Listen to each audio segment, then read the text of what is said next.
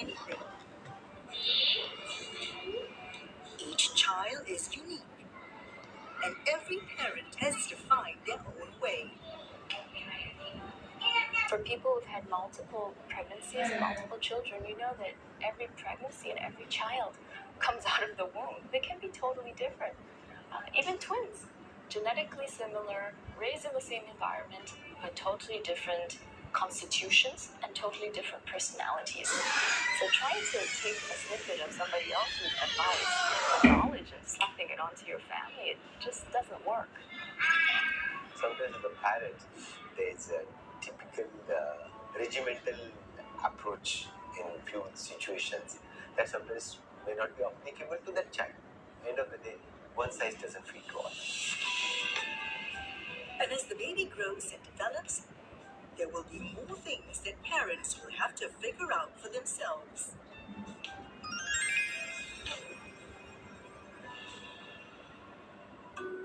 Physical development milestones are something that most parents rejoice over because you can see the progress.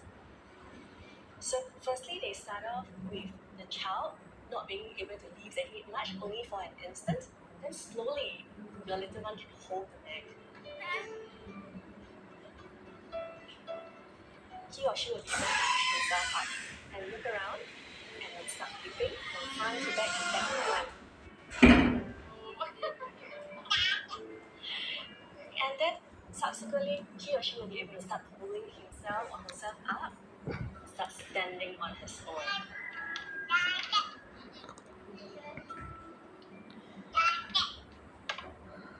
Developmental milestones are, of course, not new. For generations, parents relied on doctors and books to guide them. But today, checklists for these milestones are just a click or tap away. Parents often come worried that their child hasn't reached the milestone that is on the checklist, like my child is supposed to turn, but he's not turning yet, or the child is not sitting yet, not pulling themselves up yet. But checklists are just for you to tick off, for you to be aware that your child can have such development is a guide. It doesn't mean that your child must have this development at this time point, if not, it's a fail.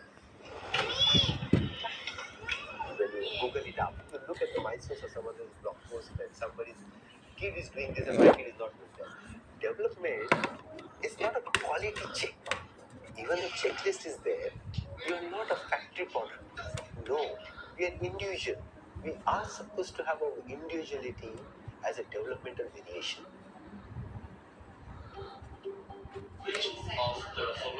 Derek was one parent who succumbed to the online pressure. For each mountains, I am quite adamant about getting my son up to speed. To me, that is a goal. So I do check every month. For example, like what should he be able to do? Like raising the head. I'll read online if it's some of the things that we can encourage them to do at home in order to speed up the process. At times it can be quite anxious, like 2 months, 1 day, why still cannot, like 2 months you be able to do, 2 months, 1 day you cannot do, the kind of thing. When I've tried out all the information that I got from the internet, it didn't work. Sense of frustration, yes, clearly. But on the other hand, I felt that I've given my best shot already. So the rest, I'll just let it develop according to Zane's ability. It can get very stressful and pressurizing because he comes to me telling me, why can't they do this? How am I supposed to answer that question? I don't have an answer that would actually lead to tension and squabbles between us because he felt like, I was being too lenient, I felt he was being too strict as well. I think that can be the cause of reading too much and finding out too much from internet. You end up putting a lot of undue pressure on yourself, on your partner, and on your kid actually. I don't think, in our previous generation, our parents had that exposure, make sure that we hit every single milestone. It's like after you hit this milestone, there's a next milestone, and you end up just keep focusing on the next milestone, maybe there was a big milestone that your son had, like being able to stand up and take a few steps, but that appreciation, that gratitude for that feeling was very short-lived. To me, what they can achieve is already something that you want to say, job well done, and move on. For me, I want to look for something that I can do better. Yeah, but That's the way it functions. keep the pressure to yourself lah. Don't tell me and him already can. So it's quite different. Yeah.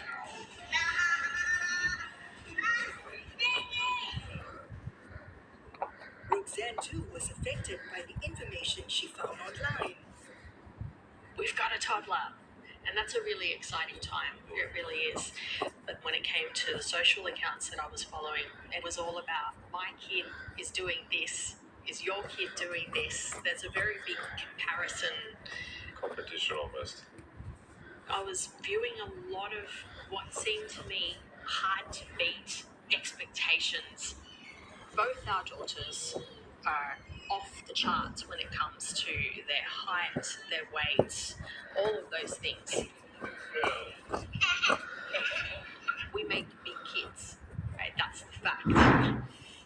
But when you're Googling how much should a 12-month-old weigh, and your little girl is weighing more than what a boy's average weight is for that age, I was wondering then, as the primary caregiver, as the mother, am I doing enough to make sure that she falls within the average weight range? I actually liked it, where they were like both really flourishing and growing, and everything that I was reading online as well went towards the it's okay, because the more activities that they're doing, they're just going to grow out of it. So I was fine. I wasn't too concerned. I don't think I would be thinking about it at all, but because I'm proactively searching, is this normal, then I'm getting different answers, then it casts that little bit of doubt in my mind about, okay, am I doing the right thing? And online information got Pamela all worried. Fourth month she started to crawl, which is a bit odd because when I see online, usually crawling is at least 6 to 8 months. So I was a bit like, why she crawl so fast? Then we were a bit worried, like, is it she's a bit too active, or at that point of time we thought it's ADHD, for example. Then we started like researching, is it there's a possibility of that. I actually didn't really worry because even at 4.5 months, she actually tried to sit up. So it's quite early, and when I Google the youngest kid that start to crawl, they even give example like baby start to crawl at 2 months. From there, I know that every baby is special on its own. So I don't really question why she crawls so early, or even compared to other babies, is she bigger in size, taller? Because I think that every baby got their own growth chart. If it's aligned with what the national chart that our health booklet give us, then I think we should be fine. My observation is that in this age of so much data availability, we have an overabundance of stimulus and information, and that can create a lot more anxieties. And what the doctor gives us are guidelines